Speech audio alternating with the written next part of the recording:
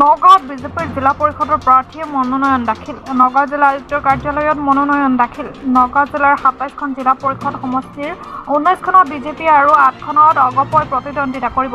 ঢোলে ডগৰে সমদল কৰি আহি বিজেপিৰ প্ৰাৰ্থীয়ে মনোনয়ন দাখিল। নিৰ্বাচনত বিজেপি অগপ মিত্ৰজোঁটে আশাতীত সফলতা লাভ কৰিব বুলি বিজেপিৰ নেতৃত্বৰ দাবী।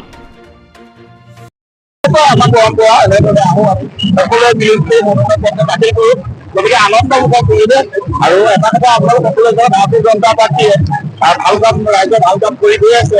বিশেষকৈ আমাৰ নগাঁও সদৰ সমষ্টিৰ মাননীয় বিধায়ক লোকসভা তেওঁলোকে উন্নয়নৰ ফল পোৱাইছে। গতিকে ৰাইজ সকলোৱে আকৰ্ষিত হৈছে। গতিকে সকলোৱে আমাৰ যিসকল আমি দীঘা ভাৱমূৰ্তিৰ আমি বাছনি কৰি প্ৰতিনিধি বাছনি কৰি দিছো তেওঁলোকৰ সপক্ষে ৰাইজে একদম স্বতঃস্ফূৰ্তভাৱে মনোনয়ন পত্ৰ দাখিল কৰিবৰ কাৰণে ওলাইছে। খুব ভাল পৰিৱেশ।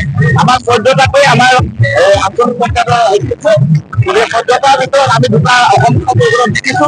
গতিকে আমি ভাৰতীয় জনতা পাৰ্টি অসম মিলি আমি ১৪টাৰ ভিতৰত ১৪টা আসন লাভ কৰিছে আমি গম পাওঁ।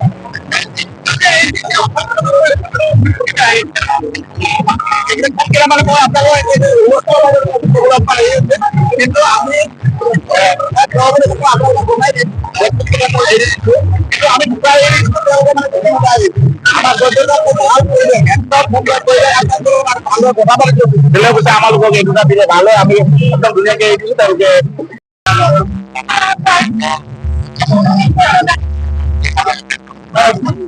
সমগ্ৰ অসমতে পঞ্চায়ত এবাৰ ভাৰতীয় জনতা পাৰ্টি অসম ভাল ঘূৰাব নিশ্চিত আৰু নগাঁৱতো এতিয়া ঘূৰাব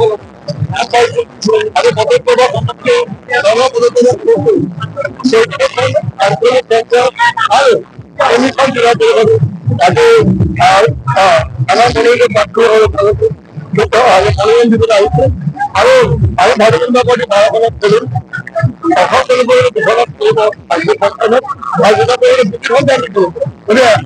নিশ্চিত আমি জয়ী হম আৰু যিখিনি প্ৰাৰ্থী আমি দিছো ভাল ভাল প্ৰাৰ্থী দিছো আনন্দ ৰাইজে আমি নগাঁৱতে হওক অসমতে হওক ভাৰতীয় জনতা পাৰ্টি অসম গঠন কৰিব নিশ্চিত। কংগ্ৰেছৰ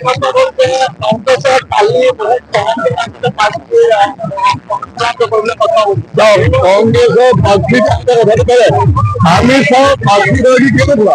আমি সদায় চাওঁ যে প্ৰাৰ্থীগৰাকী কিমান ভাল আৰু প্ৰাৰ্থীগৰাকী কিমান ৰাজ্যৰ কাৰণে কাম কৰিব পাৰিব আৰু কংগ্ৰেছে চাইছে কোনে কিমান বেছি টকা দিব। এই টকাৰ বাৰ্গেনিং কৰোঁতে প্ৰাৰ্থী ঘোষণা কৰিব নোৱাৰে। এইটো কংগ্ৰেছ আৰু বিৰোধী দলৰ বক্তব্য।